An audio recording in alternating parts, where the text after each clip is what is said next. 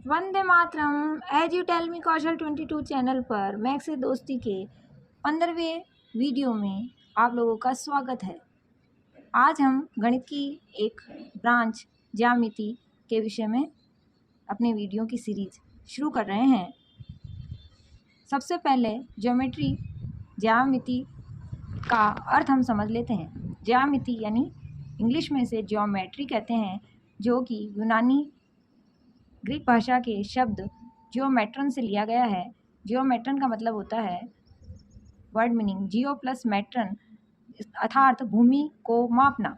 इस प्रकार विभिन्न प्रकार की वस्तुओं के आकार के आधार पर इस विषय में अध्ययन की अभिकल्पना आई है। जिस प्रकार किसी भी सब्जेक्ट या लैंग्वेज के लिए हमें उसकी मूलभूत बातें वर्णमाला आनी चाहिए, ज्योमेट्री के लिए भी शब्दों को समझना होगा। सबसे पहले बिंदु, इंग्लिश में से कहते हैं पॉइंट। ज्यामिति में बिंदु क्या है, उसकी परिभाषा देखते हैं।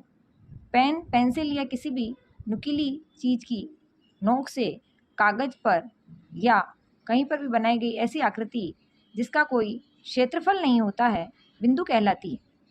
इस तरह से जब एक से अधिक बिंदु होते हैं तो उनकी पहचान करने के लिए हम उन्हें एक नाम दे देते हैं, जो अंग्रेजी के कैपिटल लेटर्स में वर्तमान में प्रचलित है।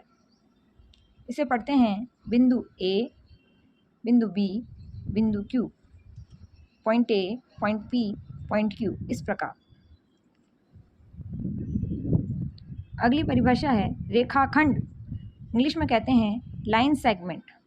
दो बिंदु ए और बी तक जाने के लिए इस तरह से कई रास्ते हो सकते हैं। ए से बी के बीच की सबसे न्यूनतम दूरी प्रदर्शित करने वाला जो रास्ता है वही आकृति रेखाखंड कहलाती है। आइए इसकी परिभाषा देखते हैं।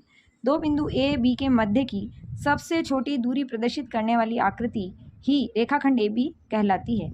इसे संकेत रूप में इस तरह से प्रदर्शित करते हैं, ए बी के साथ में ऊपर एक बार, इसे बोलते हैं रेखाखंड ए बी अथवा रेखाखंड बी ए।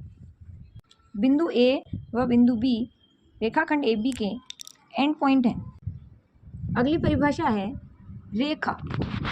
दो बिंदु ए और बी जब विपरीत दिशा में आगे की ओर बढ़ने लग जाते हैं, रेखाखंड के दोनों एंड पॉइंट अंत बिंदु जब विपरीत दिशा में सीधे आगे बढ़ने लग जाएं, तो इस प्रकार की जो आकृति होती है उसे रेखा कहते हैं। जब रेखाखंड के दोनों अंत बिंदु ए व बी विपरीत दिशा में आगे बढ़ते हैं, तो इस प्रकार की स्थिति को दोनों दिशाओं में तीर का निशान लगाकर बताते हैं।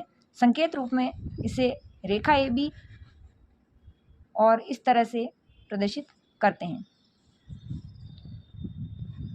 कई बार रेखाओं को प्रदर्शित करने के लिए अंग्रेजी वर्णमाला के स्मॉल लेटर्स एल को भी रिप्रेजेंट किया जाता है।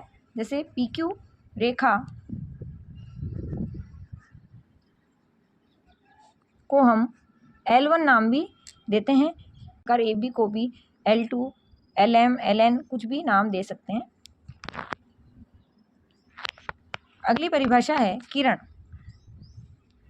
जब कोई रेखाखंड एक ही दिशा में आगे बढ़े, दोनों दिशाओं के बजाय, तो हम उसे किरण के रूप में प्रदर्शित करते हैं। जब एक बिंदु एक ही दिशा में नियमित रूप से आगे बढ़ता रहता है और रुकता नहीं है, तो इस तरह से बनने वाली आकृति को किरण कहते हैं। इसे संकेत रूप में इस तरह से प्रदर्शित किया जाता है।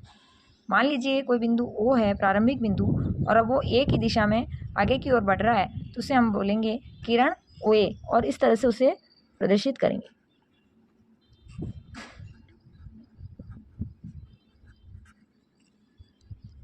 अब रेखा के लिए हम दो बातों पर ध्यान देते हैं, दो स्थितियां उसकी होती है। जब वो दोनों रेखाएं एक दूसरे को इस तरह से प्रतिच्छेदित करें और जब वो दोनों रेखाएं एक दूसरे को प्रतिच्छेदित ना करें। यदि ये कंडीशन आती है तो उन्हें बोलते हैं इंटरसेक्टिंग लाइंस या प्रतिच्छेदी रेखाएं।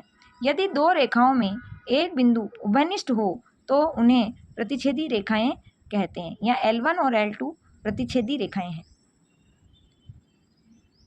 समांतर रेखाएं पैरेलल लाइंस दो रेखाएं जो हमेशा समान दूरी के अंतर पर रहती हैं, कभी प्रतिच्छेद नहीं करती, ऐसी रेखाओं को हम समांतर रेखाएं कहते हैं और इन्हें इस तरह से संकेत रूप में प्रदर्शित करते हैं।